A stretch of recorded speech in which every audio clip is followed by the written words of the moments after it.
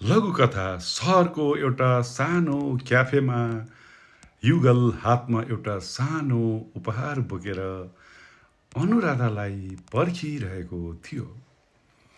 आज उनीहरूको प्रेम सम्बन्धको तेस्रो वर्षगाँठ थियो। युगलले आफ्नो पसिना बगाएर कमाएको पैसाबाट अनुराधाको लागि एउटा सुनको औँठी किनेको थियो। उसको अनुहारमा आज एउटा छुट्टै चमक थियो, भविष्यका सपनाहरूको चमक। तर अचानक युगल हेरेको हेरे भयो, किनकि अनुराधा एउटा महँगो गाडीबाट ओर्लिन् अनि गाडी चलाउने केटाको हात समातेर भित्र मलमा पसिन्। युगलको नजर उनीहरूमाथि पर्यो। अनुराधाको ध्यान युगलतिर थिएन। उनी अर्कै संसारमा रमाइरहेकी थिइन्, जहाँ प्रेमभन्दा पैसा र विलासिताको मूल्य बढी झल्किन्थ्यो। युगलले आँखा मिचेर हेऱ्यो, सायद यो कुनै भ्रम पो हो कि। तर सत्य त ऐना जस्तै छर्लङ्ग थियो। उसले अनुराधालाई फोन गर्यो। अनुराधाले छेउमै बसेर फोन उठाइन् र झुटो बोल्दै भनिन्, युगल, म आज धेरै व्यस्त छु।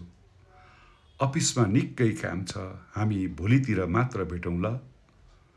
आर्यनको मुटु ढक्क फुल्यो। उसले बिस्तारै उठेर अनुराधाको टेबलसम्म पुग्ने साहस जुटायो। जब ऊ उनीहरूको अगाडि ठिङ्ग उभियो, अनुराधाको अनुहारको रङ उड्यो।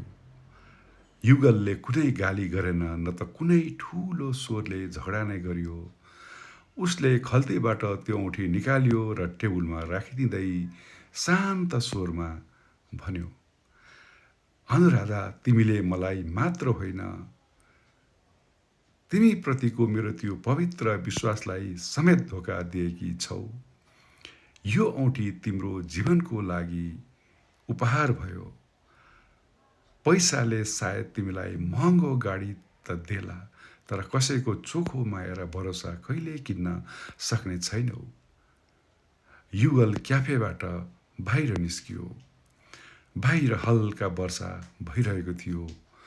उसलाई लाग्यो आज उसको मनको बोझ हलुका भएको छ।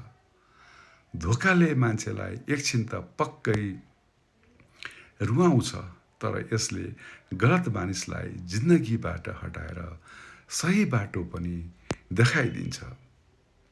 युगलले पछाडि फर्केर हेरेन।